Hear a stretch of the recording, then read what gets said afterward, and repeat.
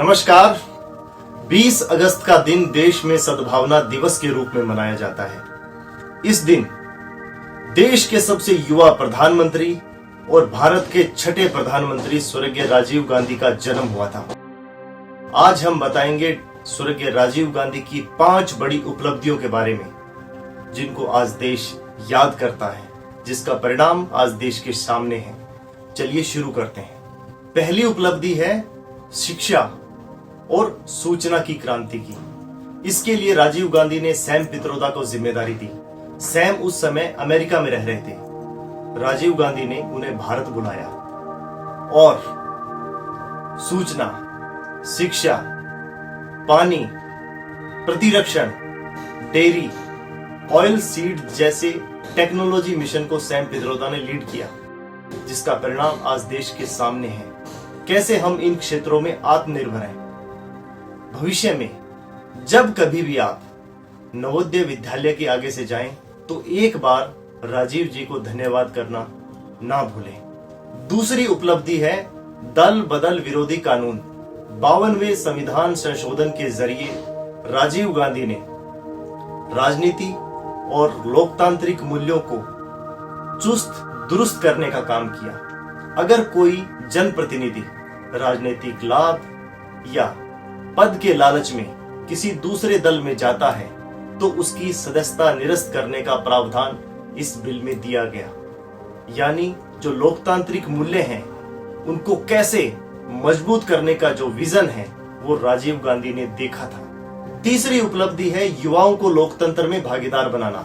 20 दिसंबर 1988 को मतदान की उम्र 18 वर्ष कर दी गई। इससे पहले यह उम्र 21 वर्ष थी। भारतीय संसद ने 62वें संविधान संशोधन के जरिए युवाओं को यह ताकत दी।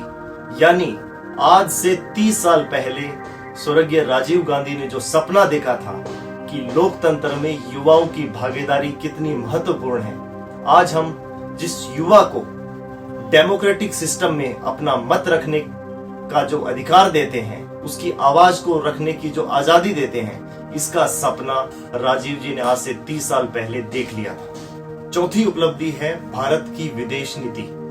80 के दशक में हमारे पड़ोसी देश श्रीलंका में गृह युद्ध चरम पर था।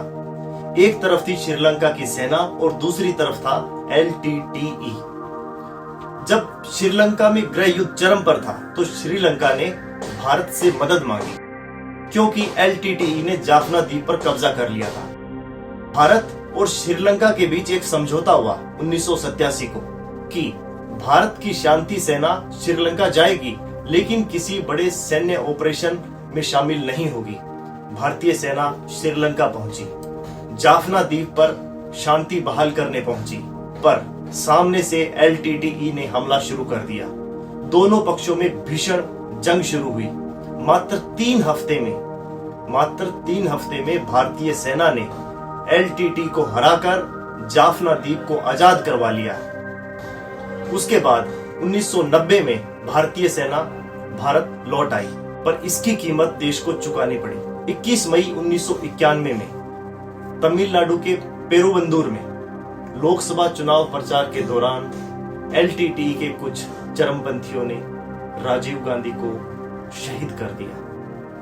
बहुत बड़ा नुकसान था भारत देश का, बहुत ही बड़ा।